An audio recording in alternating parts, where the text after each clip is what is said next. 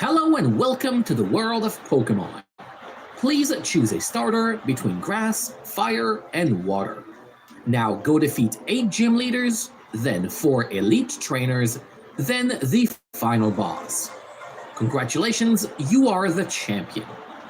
Such is the story of Pokemon Red and Blue, as well as Pokemon Scarlet and Violet, released more than 20 years later. Game Freak is not against reusing content and ideas. Yet one of the staples of the series in its early years, the Safari Zone, was completely removed, with the final attempt found in Pokemon Heart Gold and Soul Silver. What tragedy occurred in the Johto Safari Zone that made Game Freak give up on the idea? Let's uncover the answer together in this third and final video dedicated to the Pokemon Safari Zone. Although you know what feels like a Safari and shouldn't, finding the correct web browser. Well, if you love Pokemon games, don't look any further than today's video sponsor, Opera GX. Do you want to operate at Deoxys-like speeds? Opera GX will keep your computer fast while you game, and thanks to GX Control, you can even choose the resources you wish to allocate. Enjoy building your own personalized Pokemon team? Have the same level of customization thanks to GX Mods. You can change anything you wish, from browser colors and themes to custom background music and even tab sounds. Always looking for the best partners? Opera GX has your back, thanks to its native integration with generative AI, such as AI prompts to save you time, or help via AI tools such as ChatGPT or ChatSonic for image generation. Want to try Opera GX? Don't worry, unlike Pokemon games, you don't have to start over from the beginning.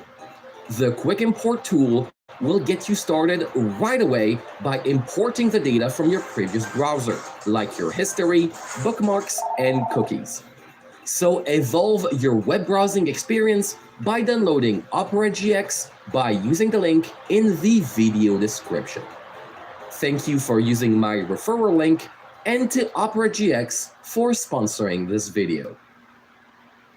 The fourth Pokemon generation started with the Nintendo DS games Diamond and Pearl, and introduced the region of Sinnoh. The main attraction of Pastoria City is the Great March. Don't let the name fool you. This area is yet another Safari Zone. Like its previous incarnation, the Hoenn Safari Zone in Emerald, for a fee of 500 Pokédollars, we are given 30 Safari Balls to catch every Pokemon we can, while limited to 500 steps. The Great March is also split into 6 areas, each featuring its own encounter table, and a monorail allows us to move between them without depleting our precious steps count. The area being a swamp, the Pokemon we encounter are mostly water types, but normal, flying, and grass types are present as well. There is also an 8% chance to encounter Arbok throughout the march if we are playing with Pokemon Fire Red in the GBA slot, assuming we are using a 2-slotted Nintendo DS. Speaking of Fire Red, let's talk about Pokemon encounters. The Gen 3 games were defined by having incomprehensible Safari Zone mechanics. Pokemon Diamond and Pearl don't. The inner workings are simple to understand this time. Upon encountering a wild Pokemon, we have 3 options. Throwing a Safari Ball, equivalent to a Great Ball, throwing bait, which makes the Pokemon easier to catch, but more likely to flee, and throwing mud, which makes the Pokemon harder to catch, but less likely to flee. Any sharp Safari Scholar will have noticed the bait in Gen 4 has the opposite effect than the bait in Gen 1 and its Gen 3 remake, begging for players to be confused. Don't worry, the developers added an NPC whose only purpose is to clarify the effect of each option. Thanks. So how does bait and mud work? Every Pokemon available uses both their predetermined catch rate and a unique Great March flee rate, going from 60 to 150. Once either bait or mud is thrown, both rates are changed similar to stats modifiers. If we throw bait, the rates will have a +1 modifier, multiplying them by 1.5, while throwing mud will result in a -1 modifier. And like stats modifiers, plus or -6 is our maximum. Finally, once the flee rate is modified, it is compared to a random number between 0 and 255. And if our rate is higher than the random number, the Pokemon escapes. So, is this system any good? Does it fix the Safari Zone concept? While its simplicity and the fact it uses a known game mechanic are appreciable, it remains held back by the fact many Pokemon already start with a 50% escape chance. And with no way to tell which species has a low flee rate, as this number is specific to the Great March, there is little reason to mess with either bait or mud. Just throw balls and hope the Pokemon doesn't escape. Why bother with extra mechanics? In a very expected twist, if you know how previous Safari Zones work, Diamond and Pearl's attempt at the concept includes mistakes from the past. Remember the Gen 4 mechanics being simple? Surprise, they are as confusing as the previous generations. For starters, while throwing bait always increases the catch rate by 1 stage, the escape chance increase only has a 90% probability. The same happens with mud, where the catch chance decrease has a 90% chance of occurring. In theory, this is advantageous to the player.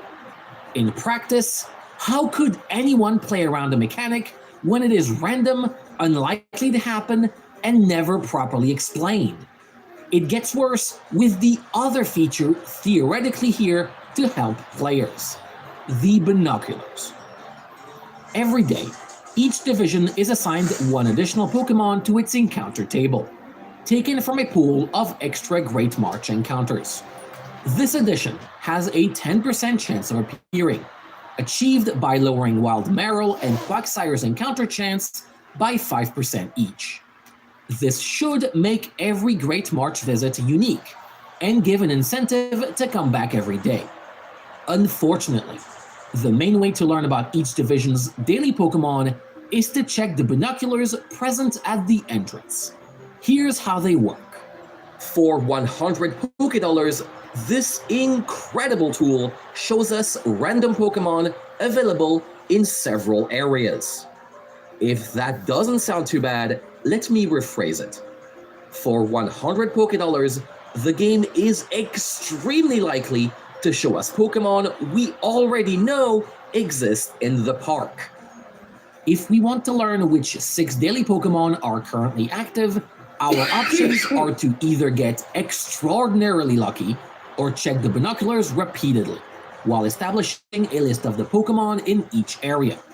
And that is assuming the chosen daily Pokemon are not already present in the Great March. Thankfully, seeing a Pokemon through the binoculars is not a requirement to encounter it in the March. All these issues reveal to us that even with the cover of a new generation of Pokemon games, the developers were still not interested in making the Safari Zone an area simple to interact with. And we have not yet talked about the dreaded oversight in Sinnoh's Great March. This time, because of a programming error, Whiscash has a flee rate of 0.4%. That's it. Funnily enough, this issue was not fixed in Pokemon Platinum, the finished version of Diamond and Pearl. The first and main change in Platinum is graphical. The deep areas of the swamp are now noticeably darker, allowing us to avoid them. The Great March's design was also revamped for better navigation. Additionally, the encounter tables were altered and feature extra Pokemon, including my personal favorite, Banana Tree. Finally, the daily Pokemon's 10% encounter chance is now exclusively taken from Wooper. For as many differences exist between Diamond and Pearl and Platinum, the Great March saw surprisingly few changes. Love it or hate it, it is working as intended. So much so, in fact, that more than 10 years later, in the Switch remakes Pokemon Brilliant Diamond and Shining Pearl, the Great March was virtually untouched.